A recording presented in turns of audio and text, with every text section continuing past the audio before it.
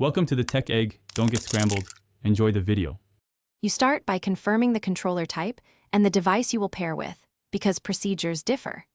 Next, install fresh batteries or plug in a USB cable to ensure continuous power. A low battery can interrupt pairing. Turn the Xbox on and wait for the home screen to load so the console broadcasts its wireless signal.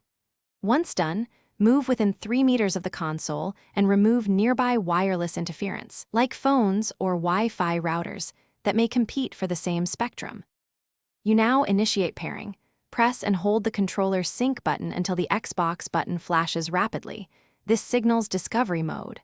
On the console, press the console sync button and the two should find each other. Make sure you press the console button within 20 seconds. For PC or phone, enable Bluetooth, choose the controller from the list, and confirm pairing. If the controller won't stay connected, plug a USB cable and run the firmware update via the Xbox Accessories app, because outdated firmware often causes disconnects.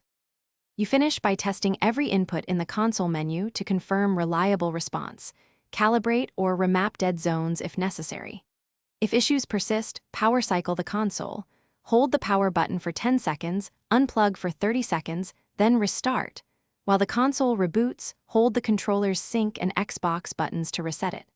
Make sure to try a different known good USB cable and fresh batteries. If nothing helps, that single troubleshooting tip is this. Try a wired connection to isolate wireless hardware problems before seeking. Thanks for watching. Consider subscribing if I helped unscramble your problems.